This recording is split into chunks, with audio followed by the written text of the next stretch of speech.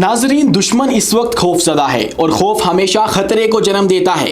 दुश्मन को खतरा है कि एक खुफिया इत्तेहाद बनने वाला है, एक सैफ अफ्रीकी इत्तेहाद जो कि 2040 के अंदर अगर कायम हो गया, कामयाब हो गया, तो फिर दुश्मन तीन अतराफ से घेरे में आ जाएगा। दुश्मन के बचने के चांसेस बिल्कुल खत्म हो जाएंगे और दुश्मन को जब मर्जी अटैक किया जा सकेगा। दुश्मन के लिए जो समुंदर है वो मौतगाह बन जाएगी और उनके लिए खलीज बंगाल को महफूज रखना, उनके लिए बहरे अरब को महफूज रखना और अपनी शुमाली साइड को महफूज रखना बहुत ज्यादा मुश्किल हो जाएगा। और ये जो सैफ अफ्रीकी इत्तेहाद है ये नन अदर्स हैं और इनका नाम है पाकिस्तान, चाइना और तुर्की। ये अपनी नेवीज को इतना स्ट्रॉन्ग कर रहे हैं, कुछ ऐसा मुश्तरका प्रोजेक्ट्स हैं इनके माबैन जिसके बाद ये मुमालिक इनएविटेबल हो जाएंगे, इनको रोकना नामुमकिन हो जाएगा। और इसी बात का खदशा है इस वक्त हमारे दुश्मन को, हमारा जो हमसाया दुश्मन है उसको इस बात का खतरा लाहिक हो चुका है। उनके दिफाई तज्जिया निगार अपनी गवर्नमेंट को इस बात से मुतनबे कर रहे हैं कि भाई साहब होश करो, अपनी नेवी को स्ट्रॉन्ग करो, अदरवाइज हमारे ऊपर हमला हो सकता है। अगर 2040 तक ऐसी ही सूरत हाल बनी रही तो उसके बाद हम अपने दुश्मन का मुकाबला करने के जो है वो काबिल नहीं रहेंगे और हम नाकाम हो जाएंगे। ये इत्तेहाद किस तरह से ताकतवर होता चला जा रहा है आज की वीडियो में आपके सामने रखेंगे और साथ ही साथ आपको यह भी बताएंगे कि कैसे अब पाकिस्तान की बंदरगाहें जो हैं वो निशाने पर आ चुकी हैं, वहां पे खतरा लाहिक हो चुका है, हमले का खतरा है और दुश्मन अब चाहता है कि हमारी बंदरगाहों को निशाना बनाया जाए। जैसे रिसेंटली जो हमारे हमसाया मुल्क है उनके वजीर दिफा ने कहा था कि अब की बार जो हमला है वो बहरिया की जानिब से किया जाएगा और आपकी बंदरगाहों को हो सकता है निशाना बनाया जाए। तो इसके लिए पाकिस्तानी जो बहरिया है वो मैदान में आ चुकी है और हमारी जो नेवी है उसने चंद फौजी मशकें की हैं और ऐसी फौजी मशकें की हैं जिसने दुश्मन को खबरदार कर दिया है कि अगर यहां पे आपने दोबारा आने की कोशिश की या इस तरह का कोई भी एडवेंचर करने की कोशिश की तो आपको जो अदले का बदला है वो मिलेगा और आपका मुंह तोड़ जवाब दिया जाएगा। पिछली बार आपको छोड़ दिया गया लेकिन अब की बार जो है वो आपको नहीं छोड़ा जाएगा, कोई भी जो रहम है वो नहीं किया जाएगा। ये फौजी मशकें जो की गई हैं इसके अंदर पाक नेवी के हर यूनिट ने शिरकत की। पाकिस्तान नेवी की जो स्पेशल सर्विस ग्रुप है उसने भी शिरकत की है, एसएसजी नेवी जिसको कहा जाता है। उसके बाद पाक मैरीटाइम्स ने भी शिरकत की है और जो कि खासकर फौजी ऑपरेशंस को हैंडल करते हैं। उसके साथ ही साथ जो हमारी नेवल एयरफोर्स है, मतलब जो फजाई हमारा यूनिट होता है नेवी का, उसने भी इसके अंदर शिरकत की है और इनका मकसद ये था कि एक तो दुश्मन को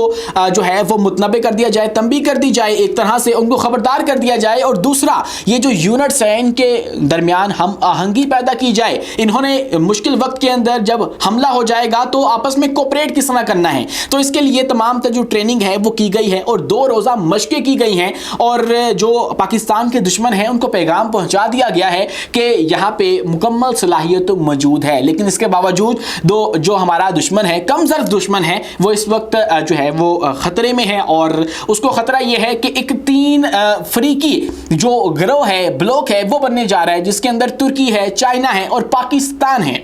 इन तीनों की जो नेवी है वो इस वक्त अपने ऊपर बहुत तेजी से काम कर रही है और अपनी ताकत जो है उसको बढ़ाने की तरफ जा रही है, जबकि दुश्मन की नेवी ऐसी है कि उनका इंटेलिजेंस फेलियर खुलकर अभी रिसेंटली सामने आया और एक स्कैंडल सामने आया, एक ऐसा भोंडा स्कैंडल जो कि इनकी अंदरूनी कमजोरी को जाहिर कर देता है। भारतीय नेवी का एक जासूस जो है वो पकड़ा गया है, उनका इंजीनियर जो कि इनके 14 बहरी जंगी जहाजों का डाटा लीक कर चुका था और वो बताया जा रहा है रिपोर्टेडली कि वो पाकिस्तान को लीक कर रहा था।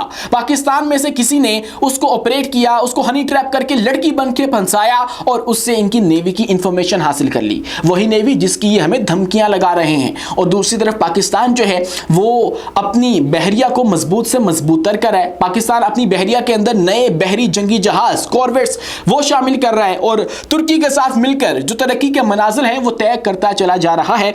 और अब जो है वो 3 मुल्क की बहरी इत्तेहाद का जो खदशा है वो कुछ यूं है कि 2040 तक कहा जा रहा है कि ऑपरेशन सिंदूर के बाद ये तो जो गैर एलानिया एक इत्तेहाद सामने आया है जिसके अंदर तुर्की है, चाइना है, पाकिस्तान है और चाइना ने जिस तरह से पाकिस्तान को फजाई तौर पर मदद दी और तुर्की ने जैसे पाकिस्तान को जो है वो हथियार दिए, ड्रोन्स दिए, वो एक इत्तेहाद को जाहिर करता है जो कि 2040 तक मजबूत हो जाएगा। और जब ये मजबूत हो जाएगा तो भारत से के लिए खलीज बंगाल जो बहीरे अरब है और उसके बाद जो उनकी शुमाली साइड है उससे जो है वो बचना जो है बहुत मुश्किल हो जाएगा, क्योंकि तीनों अतराफ से हमला हो सकता है।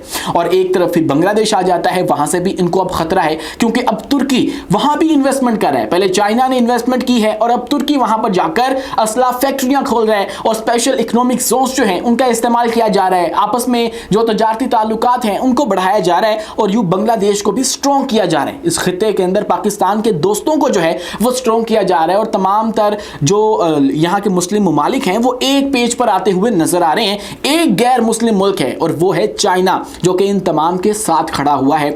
और एक नया ब्लॉक आप यूं कह लीजिए कि शिफ्ट ऑफ पावर है तो गलत ना होगा, जो कि वेस्ट से अब ईस्ट की तरफ आता हुआ नजर आ रहा है, जिसके अंदर भारत फंस चुका है। क्योंकि भारत को इन तमाम तर ममालिक से कुछ ना कुछ इख्तलाफ लाजमी है। एक तरफ पाकिस्तान है, उसके साथ तो इसका अजली जो दुश्मनी है वो चलती आई है, और दूसरी तरफ जो है दूसरे ममालिक आ जाते हैं, बांग्लादेश है, उसके बाद नेपाल, भूटान वगैरह, ये तमाम तर चाइना के कंट्रोल में है और चाइना के साथ इनका मामला जो है वो ऑलरेडी खराब है। तो इनकी खारजा पॉलिसी भी इस वक्त पिट चुकी है बुरी तरह से। लेकिन पाकिस्तान जो है वो क्या कर रहा है, अपनी आर्मी को, अपनी जो फजाइया है उसको, और उसके बाद अपनी जो बहरिया है उसको स्ट्रॉन्ग कर रहा है। किसके लिए स्ट्रॉन्ग कर रहा है? आने वाले वक्त के लिए, मुस्तकबिल के लिए, क्योंकि एक और हमले का खदशा भी है। अभी जो भारत है वो घबराया हुआ है और घबरा कर जो है वो ये हमला कर सकते हैं अपनी इज्जत को बचाने के लिए। मोदी अपनी सियासत को बचाने के लिए पाकिस्तान के अंदर कोई एडवेंचर कर सकता है और वो एडवेंचर ऑब्वियसली मिस एडवेंचर साबित होगा जब ये ऐसा कुछ करने की कोशिश करेंगे। क्योंकि अब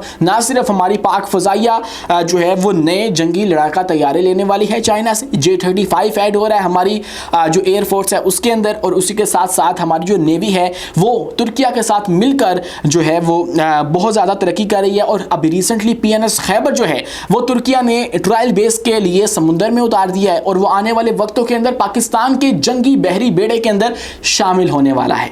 और बहुत सारे ऐसे मजीद जो मुआहिदे हैं वो इन तमाम तर ममालिक के अंदर चल रहे हैं, जिसके अंदर मिलगम है, मिल्टन है, TF-2000 है। इन जैसे मंसूबों ने इन तमाम ममालिक को एक पेज पर लाकर खड़ा कर दिया है। और कहा ही जा रहा है भारत के अंदर के 2040 तक चीन के पास 6 एयरक्राफ्ट कैरियर्स, 12 जोहरी आबदोजें, 60 से ज़ायद रिवायती आबदोजें और 150 से ज़ायद जंगी बहरी जहाज़ होंगे। और तुर्किया जो है वो मैंने आपको पहले ही बताया कि वो नेवी के हवाले से पाकिस्तान के साथ मिलकर बहुत सारे ऐसे मुश्तरका प्रोजेक्ट्स जो है वो कर रहा है। और पाकिस्तान 8 हांगो क्लास आबदोजें, 4 चीनी मिसाइल फ्रेगेट्स और 4 तुर्क ताउन से तैयार करदा बाबर क्लास कॉर्वेट्स हासिल कर रहा है, जिसका तीसरा जो जहाज़ था वो समुंदर के अंदर ट्रायल बेस के ऊपर उतार दिया गया। उसका जो आजमाइशी मरहला था वो मुकम्मल हो चुका है और वो पाकिस्तान को मिल जाएगा। तब जो भारत है उसके लिए मुश्किल खड़ी हो जाएगी। इसीलिए उनके अपने लोग जो हैं वो भारतीय गवर्नमेंट को इस वक्त जो है वो अलार्म कर रहे हैं, वार्न कर रहे हैं कि भाई साहब ज़रा इस तरफ भी गौर करो, यहाँ पे ख़तरा मौजूद है। तो एक तरफ जो भारत है वो अपने लिए 5वीं जनरेशन का जंगी तैयारा लेने का सोच रहा है। अपना मंसूबा तो उन्होंने शुरू किया है, लेकिन उसको कंप्लीट होते होते, उसको मुकम्मल होते होते, पाए तकमील तक पहुँचते पहुँचते 10 साल लग जाएंगे। मतलब 2033-35 की बात है कि उनका एम का जो 5th जनरेशन फाइटर जेट का प्रोजेक्ट है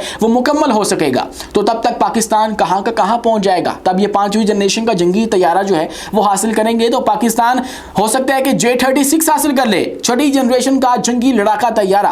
तो ये इनके लिए एक बुरी खबर है कि आप लोग जो है वो पाकिस्तान से बहुत पीछे रह चुके हैं। अगर आप लोगों के पास नंबर ज़्यादा है उसके बावजूद आप लोग बहुत पीछे रह चुके हैं, क्योंकि आप लोगों के पास वो जज्बा नहीं है, वो हौसला नहीं है जो कि पाकिस्तान की अफवाज, पाकिस्तान की फोर्सेस, पाकिस्तान के पायलट्स और पाकिस्तान के जो बाकी तमाम इदारे हैं उनके पास मौजूद है।